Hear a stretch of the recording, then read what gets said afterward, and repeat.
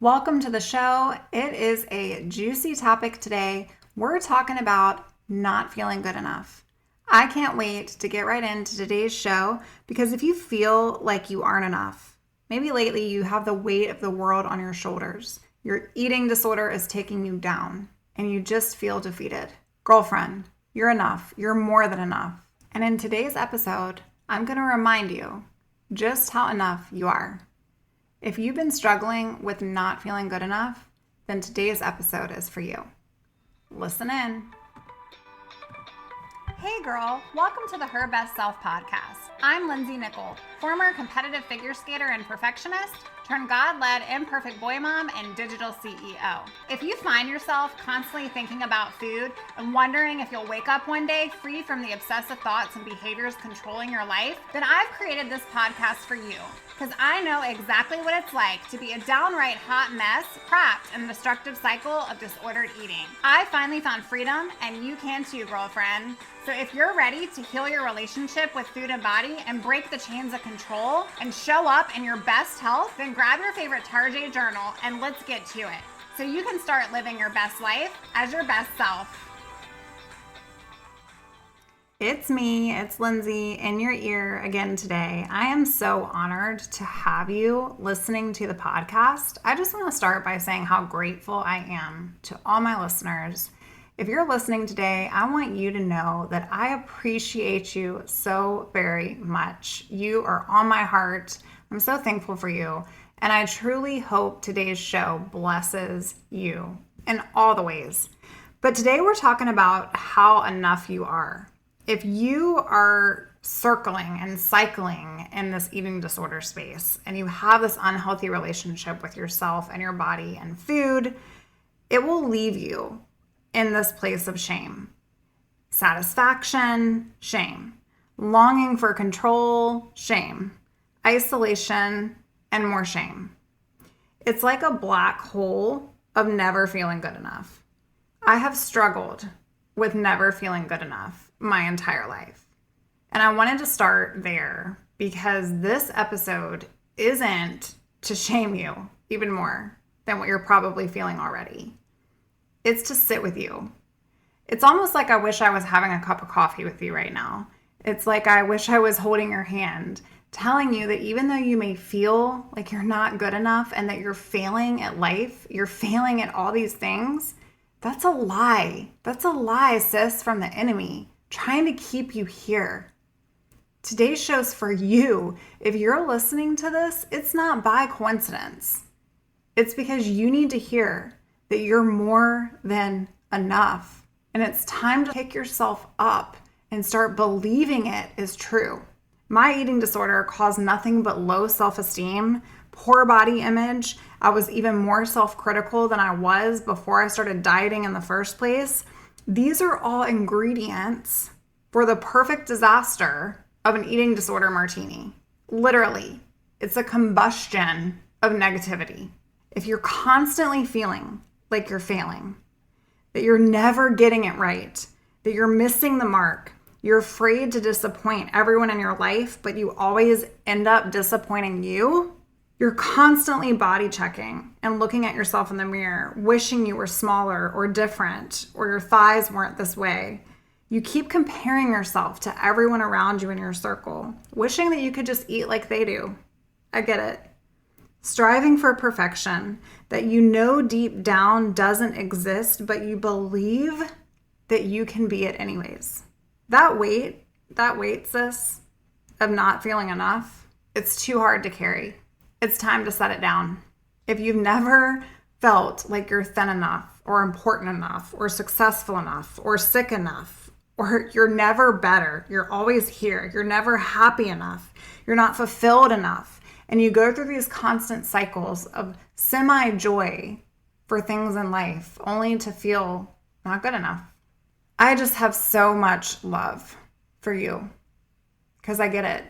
But the weight of that feeling not enough, it's too hard to carry. It wasn't meant for you to carry. And just like you would tell your child, I love you no matter what, today I want you to tell that to yourself because you can't recover without compassion And it's time to start giving yourself that grace. Stop trying, sis. I want you to stop trying. Stop trying to be enough. You already are. If you take one thing away from today's show, I want it to be that. Write it on a Post-it note. Stick it in the mirror in your car, in the mirror in your bathroom. Put it next to your nightstand. Put it on top of your FitnessPal. Put it on top of your scale. I don't care what you do. I want you to know you're enough. You don't need to weigh yourself to determine it. You don't need to starve yourself to feel it. You don't need to do anything else to generate it. All you need to do is realize you need to stop trying to be enough because you already are. You don't have anything to prove to anyone but you because you are enough just as you are. Putting you first instead of trying to be and feel and do better and act better is essential. And today I wanted to grant some awareness here because I feel like we get stuck in this trap. No matter in what place on the recovery roadmap you're on, whether you're just getting in an awareness zone of I have an unhealthy relationship with food, or if you've been doing this for decades, it's okay. At some point you haven't felt enough. And today you don't feel enough either. And guess what? Tomorrow you might not feel enough either. But feelings aren't facts. And the fact is that you are enough. So today I want to grant some awareness to you. I want you to dig into the why behind why you put so much pressure on you to feel perfect. Where did that come from? When I first started thinking about this in my own life, I had to go back. And again, I'm not clinical. I'm not going to diagnose you. This is my show. It's simply me sharing my personal truths. I had to go back and try to uncover in my life who made me feel not enough. When did it start? And when did I put that on as an outfit? Like I was trying to prove myself to the world that I was enough. So I want you to do that today. I want you to sit with yourself and literally think about when you started feeling not enough. Where did that come from? Then I want you to label the lie, okay? I want you to find the evidence, the cold hard facts, the data, because data doesn't lie, our feelings do. The data around in your life, even in your day, there's evidence. There's evidence that you are enough. What are those things? What have you been successful at before?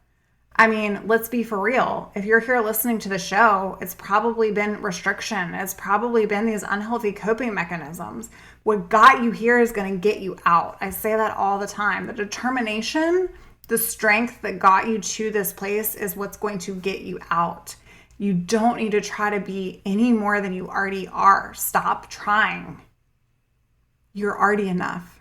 I want you to label those things. I want you to tell yourself, what are some things that I was enough at? And it's okay to sit with this for a little bit, especially if you've been in a negative mindset, because it's going to take some time to unravel. And then I want you to define it. What does enough even look like for me in my life? Can you even answer that question? What would enough mean? If I was enough, what would that mean?